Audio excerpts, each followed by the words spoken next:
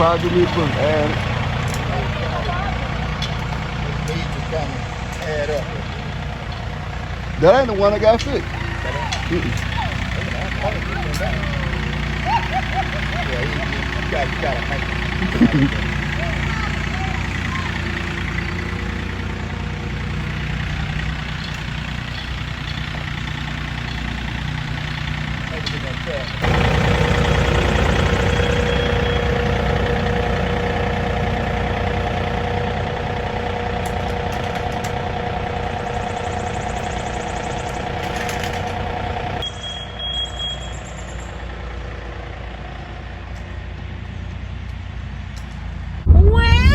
Well, happy Memorial Day.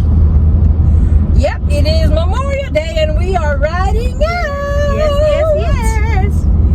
So glad to be out and about. And you know, we haven't found us a good model home. We haven't really been looking though, but I love to go to the model homes so that you can see all of the latest and the greatest. Right. Give you design inspiration, decor inspiration. We just gonna turn around. The construction workers are here, so we won't be able to sneak in with them. Yeah, we'll just wait till after about 6 maybe. It'll still be light, and then we'll come back and we can kind of ramble, take our time and look and see what's going on. Oh, is this a wreck? Oh, this is an accident. Sure is. Yes, it is. Y'all, we just came up on a car wreck. A newly just happened car wreck. Go that way. Yeah. Y'all, it looked like everybody was okay. So that's always scary because that was like a head-on collision. But yeah, the cost of homes is just like Shonda was saying though, it's not going back. So just gotta do what you gotta do. I don't think it will. We've had here in Georgia an influx of northerners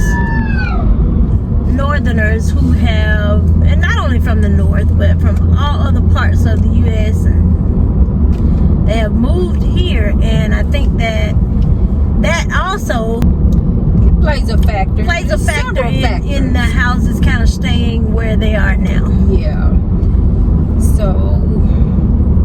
So it just means that you got to get your credit in order. And we're not even going to talk about the traffic. We're not going to talk about Metro Atlanta traffic. Like, I hate getting on 285. It used to be back in the day, I would start out, you know, I may have a quarter of a tank of gas and I figure I'm going to hop on 285 and I'll be where I need to be in 15-20 minutes. No. I would never get on 285 with anything less than a half a tank of gas. Because you might just be stuck. I had to take a detour and ride all the way around just to get to where you're going, or just in the vicinity of where you're going, and you'll be out of gas. I got to go back to doing what I used to do. And I've gotten kind of lax on this, but I'm going to pick it back up. But I stopped because I don't work as much, so I don't go on 285. That's what I'm talking about. Yep, we had a detour. We just had a detour, y'all. But I was saying that what I was going to tell y'all is that I used to keep me, when I was working steadily, I used to keep me a snack station in my car. I still do. I keep me Shonda does. Food and water, and I make sure that my phone is charged, that I have a good charger in the car, and all of that. Because I mean, hypothetically speaking, if you wanted to, now this is just hypothetically speaking, if you wanted to watch a Netflix movie on the way home, you could do that.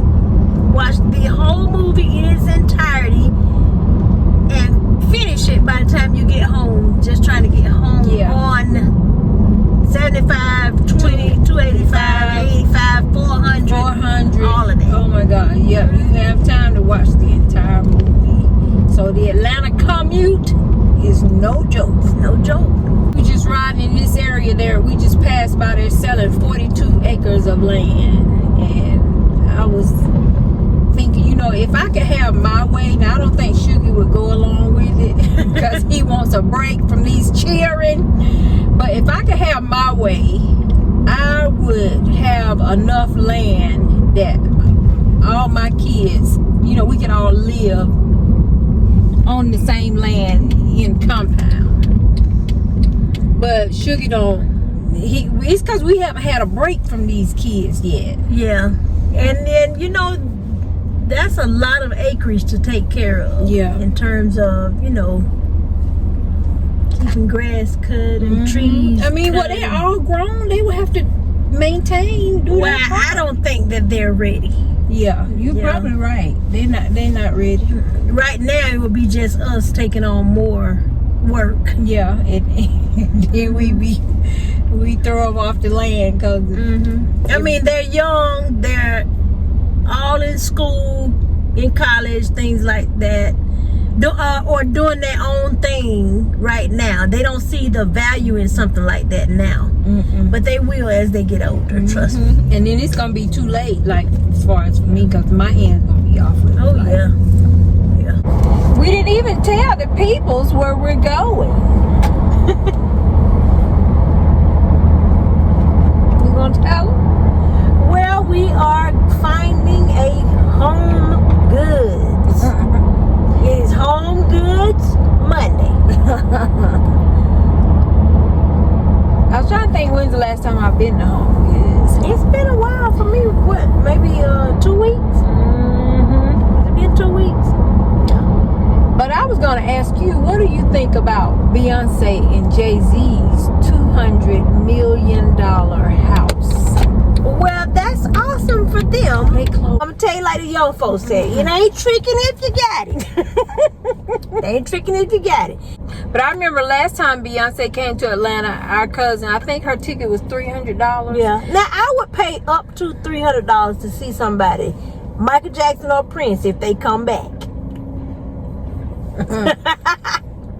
But so that was, of course, pre-pandemic, and so tickets now, I heard somebody say $250 is nosebleed for Beyonce. Yeah. So floor seats probably $1,000. You know some folks spending their rent money. Well, what I do is I just keep watching them, and I love her music, and I think both of them are. Wait, did you call for me? Did you call for me? Now, if I had coughed, you would have had a fit. You'd have been like, oh, open the window up, or cover your mouth. Well, see, it's hot in here. And It's not hot in here. Circulating. The air is on. What you talking about? Let me turn it up. Did y'all see her cough on me? I just called it out because she has a double standard. This is how she does me, y'all. As y'all already Don't know. cough on me. Don't cough on me. But anyway, another thing I wouldn't do is 200 even if I had it, I would not spend $200 million on a house. Have you seen a house that you thought was worth $200 million? I just don't understand what it does. I mean, wow. Anyway, to each his own. $200 million to them is probably $20 to me. Yes. So it's all right. Y'all buy what y'all want, Jay-Z and Beyonce. Buy what y'all want. $200 to you is $20 to me. Yeah. So I get it. Everybody's money is different. Yeah. Or $200 to us is $20 to them. Yes. Yeah. Yes. So hey, do y'all? Mm-hmm. Y'all, we are pitiful. We couldn't even make it to Home Goods. We had to stop off. We had a little thrift shop. You know, little things like this. I'm really looking for little things I can put like out in my garden. But oh, I see a table that's cute. Let me see. I like that picture. Shonda likes that. What, that wooden bench? Yeah. you know, everything is so high. Like all of the home. Yeah. This is cute. Yeah, this is cute. Let's see what this would be. $34.99. That's not too bad. That ain't bad. Not bad. It's missing a couple of stones like there and there. Yeah. Cute little chicken on there. He is $29.99.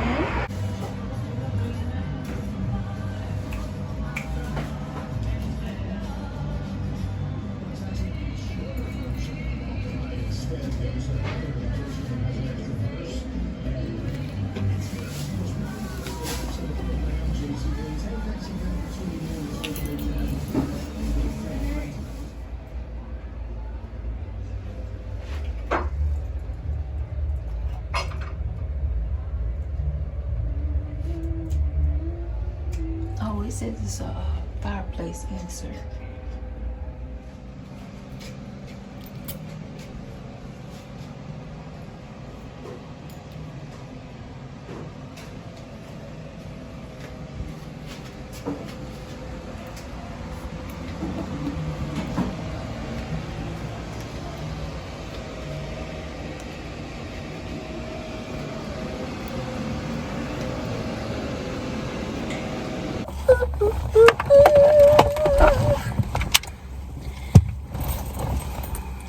Alright, we're back in the car. And I have two observations. The first observation is everything is up. All the prices on everything has gone up. Home decor is up across the board. Whether you're in Home Goods or you're at your local thrift store like we just were.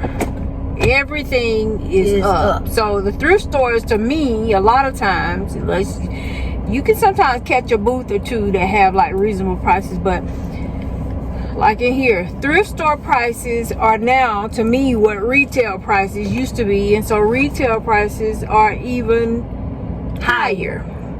That's my first observation. The second observation is, have y'all ever gone into a thrift store and gotten a certain vibe? Like we didn't even walk the whole store.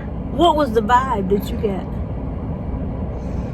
I mentioned the word spooky to you when we went in that little corner. You know, a lot of these places me and Rhonda been in, they have been spooky. And we go in and just dive in and hold hands, and I hold on to the back of her shirt if I'm walking behind her or whatever. And we pray our way on up out of there. But and the reason why I like going to thrift stores every now and then is because you can find unique pieces. Yes, we love the unique things. And like I said, I'm really looking for things that I can use out in the yard year round. Pieces for the yard, but you know, gardening, things like that. But with this particular place that we're at, this first building looks like it may have been like a commercial building, but it's old, you know. But behind it, you walk out of this building, you walk across a short little pathway, and then there's another, like a part 2 to the thrift store. But you can tell that it was a house. It was definitely a house, like an antebellum house. And each time that we've gone in there, I definitely had like spooky like vibes. You know, so on to the next. We're headed to Home Goods. We're going to Home Goods. Put your seatbelt on. You never have your seatbelt on. Can you just tell the story? I don't have a story. Anything you want to say about it? I used to take care of a celebrity mom. She was something. I've actually care of lots of celebrity moms and dads, but more so moms. I remember in particular a famous baseball player. He was a famous baseball player. Let me just interject here. Now, I was a full-time nurse for this Atlanta celebrity baseball player, his mom. And she was the sweetest. And so was he. Just so sweet. But when his sisters, two of them, and one in particular, would come to visit, they thought that the sun, the moon, everything revolved around them. And they didn't even have the money. They didn't have the money. They were not the celebrity. They were not famous. Nobody. You wouldn't know them if you saw them. But they would come and they would visit the mom, and they just had their nose was so high in the sky.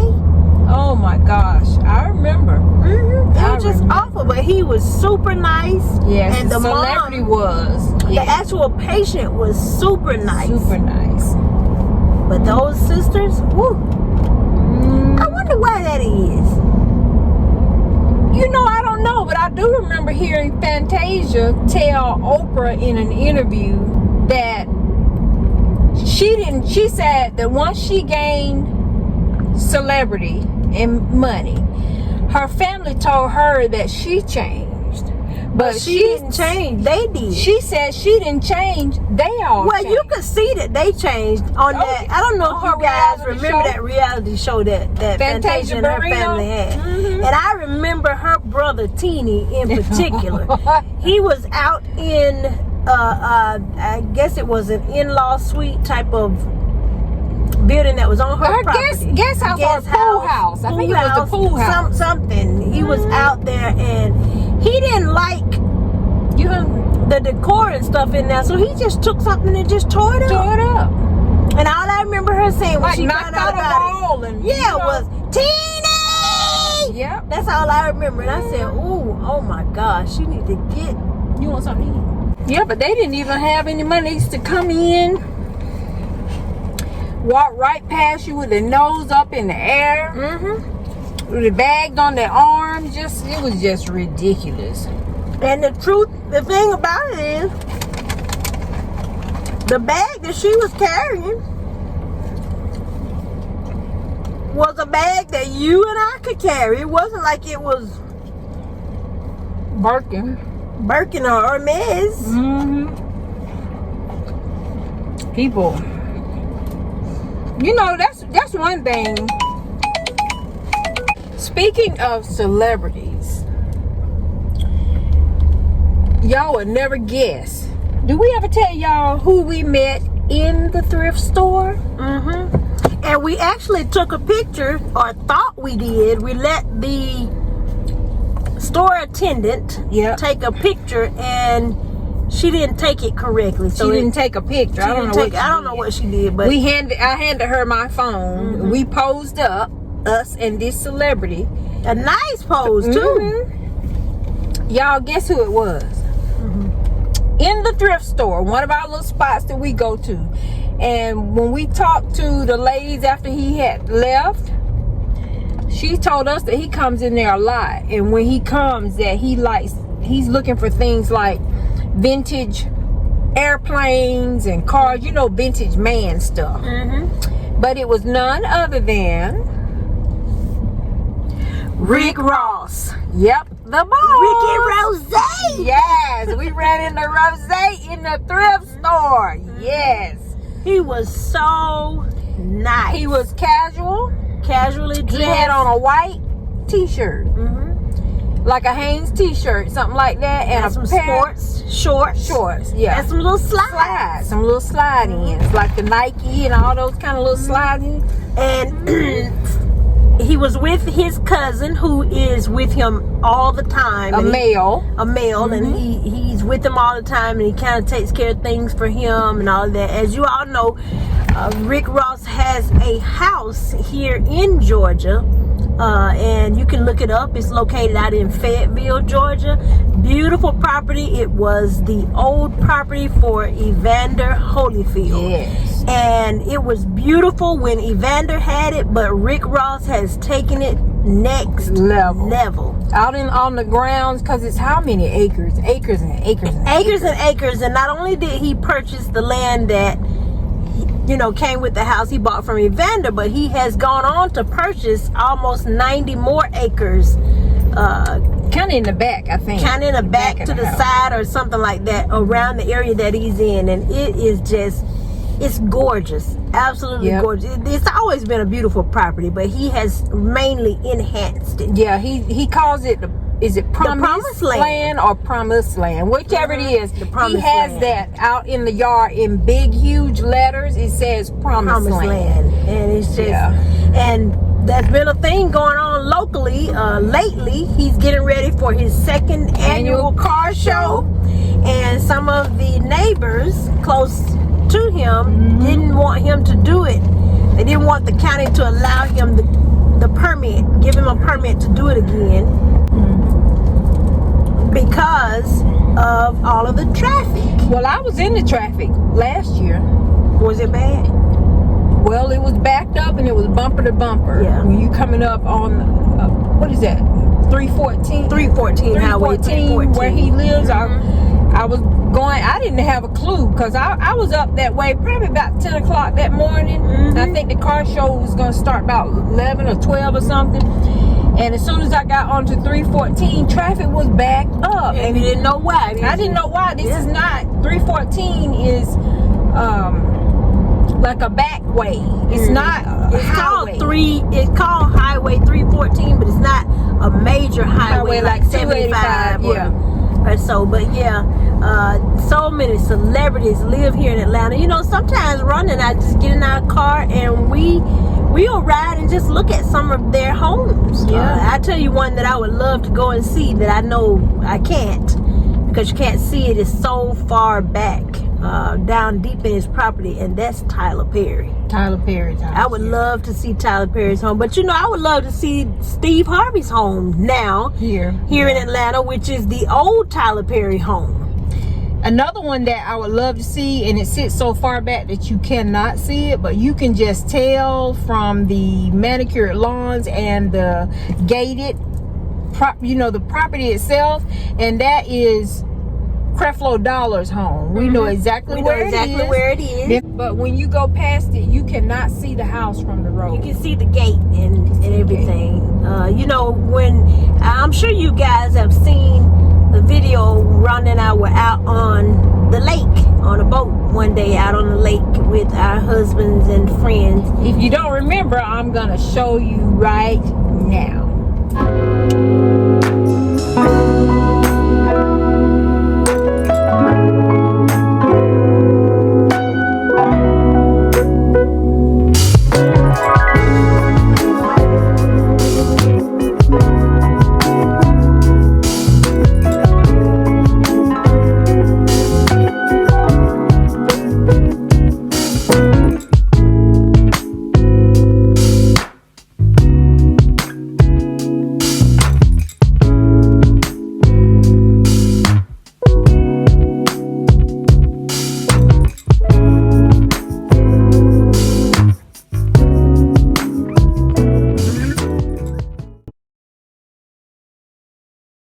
But over in that area of the lake, well, that whole lake it's a lot. There's celebrities over there. Some of them are TV stars, reality stars, musicians, well-known doctors, lawyers, and business people. And we have friends over there, so we frequent that lake a lot and just go and enjoy it. We'll be getting ready to go again coming up soon, because they have this huge fireworks display every year. So it's really 4th of July, but we go all the time. We have friends over there. So Shonda has met more celebrities than I have. Who else have I met? I don't know. Would you want to say who is the nicest celebrity you ever met? Oh my gosh. You know, there's one that I encountered. I can tell you who wasn't. You know, sometimes we always remember who wasn't really as nice as you thought they would be, as opposed to the ones that were nice. I've met a lot of people and they were all nice, but one kind of stands out in my mind that wasn't as friendly and welcoming as I thought. That had an attitude. He just didn't seem, he agreed to a photo and a meeting and all those things, but he just wasn't, his attention just was not there. And that was Reverend Jesse Jackson. Really? Yes. I remember you told me when you met him, but I didn't know that. And I have a photo with him, and you can see it in the photo. He's standing right beside me, but he's looking somewhere else. His attention was just not there. I tell you who was nice along that, they kind of do the same kind of line of work, and that is the Reverend Al Sharpton. Oh, I love him. I love him, and I tell you, I fell more in love with him when I saw that video of him dancing. He was dancing with a constituent or a friend or a family member. I'm not sure who the female was, but he was dancing, and I tell you, that is my kind of guy. I remember somebody else. Now, y'all, Shonda has met a bunch of celebrities, and can I tell them why or how? What, without naming names? I won't name any names, but she used to date someone that was. She used to date someone that was well known. That was well known, and so she met. She met all these people. She's met Samuel Jackson, Smokey Robinson. She has pictures with a lot of them. Yeah. One of my favorite photos I took with he was the last Tuskegee Airman before he passed away, and I was so excited. Now, I would be more excited to meet him than any of these other folks. I was so honored to meet him because I knew what he had gone through, the history, what it meant. Yeah. So another person that I met was, you know, the dad that used to play in Will Smith's TV show, The Fresh Prince. The Fresh Prince. Yeah. He passed away. He passed away, and when I met him, he was actually in a wheelchair then, but he was the nicest. Uncle Phil. Yeah. He was the nicest person. A lot of the ladies, women. Tell them about this certain female that you said had major attitude for no reason. The one that came with all the bodyguards in a room with her peers. Well, yeah, she did, and I without calling names, I tell you, I give you a hint of who it is. She wears all white all the time, if that helps. But I don't know, beautiful, absolutely stunningly beautiful in person. But the attitude is there. You can see it now when you see her on TV. You can see it. But you know what? We're celebrities as far as I'm concerned. Listen, y'all, we don't get caught up. I can remember there is a certain subdivision around here in Metro Atlanta years ago, over 20 years ago. It was a premier residence. It's still nice now. It's still a very nice neighborhood to live in, but back then it was newer and it was like the neighborhood to be in. And I remember I was young, it's probably 30 years ago, and a co-worker, she wanted to go ride and see it. Now it's not gated, so we had the opportunity. I knew exactly where it was, and believe it or not, if you are not from Atlanta or the Atlanta area, a lot of these celebrity neighborhoods, they're not gated. So I took her there, and when we left out, her whole demeanor had changed, and not in a good way. Yeah. And I'm young. I'm like in my 20s, early 20s. And I didn't understand that because she was about 10 years older than I was. She was in her early to mid 30s. I went, and it was a source of inspiration and motivation and to just me. as it's a true picture in front of you of what you can, goals that you can attain. You can do, anybody can do the exact same thing that you see somebody else do.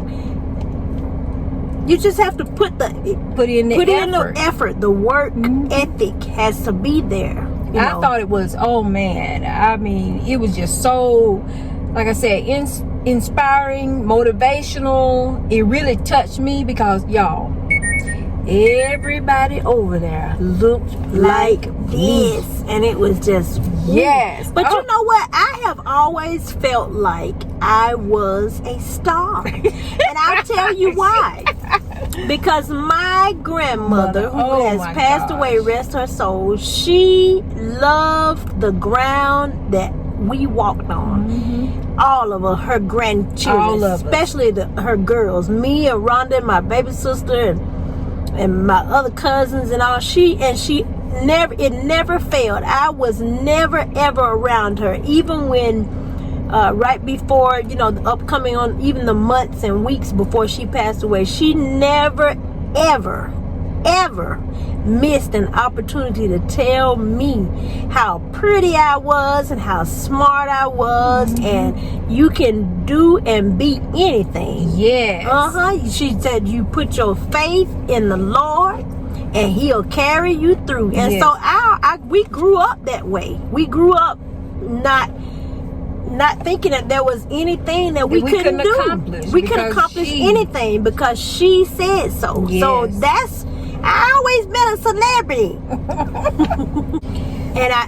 and I tell you, I think about her a lot now, all the time. I just wish that she had lived longer. And you can't beat yourself up because when she passed away, we were in our 40s or 30s. Yeah, we were maybe late 30s.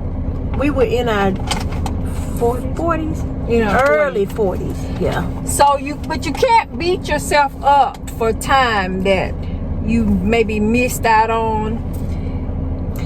Sometimes when you're young, you don't think about the older people in your family not being there. You're so you take it for granted, caught up in what you're doing, and I just wish now, I tell you, if she were here today, I can promise you that there would not be a day that would go by that I wouldn't go and see her and talk to her. She was funny, she was smart, she was a little lady, dark as night, the prettiest, smoothest skin. And she was, and you couldn't tell her she wasn't cute. You couldn't tell she wasn't cute, y'all. Prissy, just like our grandmama was. I'm feisty. Ooh, our grandmama was hear the comments. Y'all say in the comments that Shonda is sassy, and that Shonda.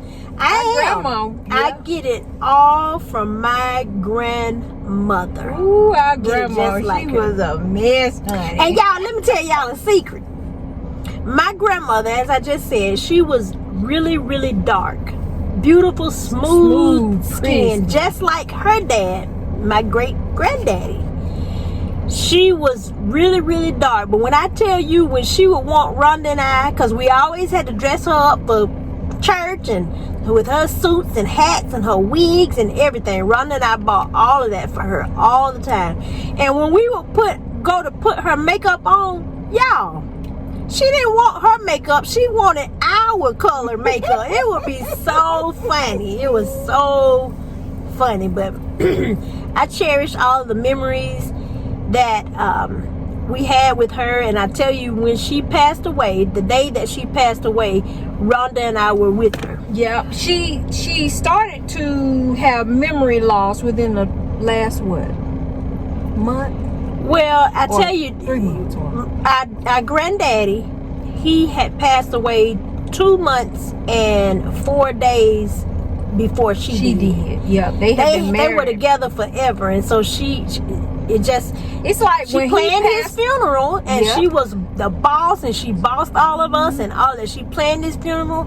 We got through the funeral that Saturday, and that Sunday she was different. And 2 months and 4 days after he passed away, she passed away. And I didn't have a clue though. The way that I knew that she wasn't herself is one day we were there at the house. Now, like we say, her husband, our granddaddy, passed about little over 2 months before she did. But the way that I knew something wasn't right with her is one day I went in the kitchen and I opened up the cabinet and she had mail inside the cabinet.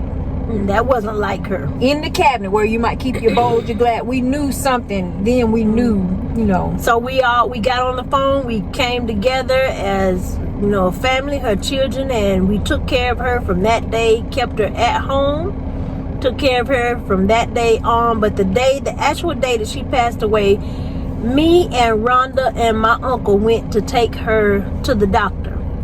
And when we got back home, she told me, she's I'm not going in there. I'm not going in there. No, ma'am. She taking back. Look at that. And I told Rhonda, you go ahead, go on and get her lunch together and all this type of stuff. I'll sit in the car with her and talk to her and try to get her to come out. And so I was able to get her to come out, and we walked around her yard. She loved flowers. We looked at all of her flowers and all of that stuff. And so I said, well, come on. I said, let's go in the house and get her something to eat. I said, it's hot out here. Let's get something. She said, I'm not going in there. I'm going home. That's what she kept saying. I'm going home. I'm not going in there. And so I kept talking to her and, you know, just redirecting the conversation and all those things. So finally we went up to the front door.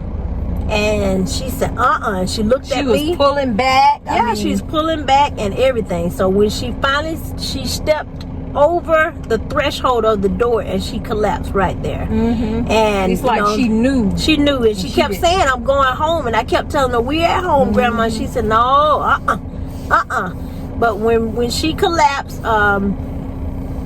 Rhonda and I yelled for my uncle and Rhonda, and we got her back to her bed and in her bedroom, and I did CPR and all of those things, and it was just her time to go. But so that it makes me sad. I think about it a lot, but I'm so happy that we were with her. I was with my grandmother until she took her last breath. So that gives me peace.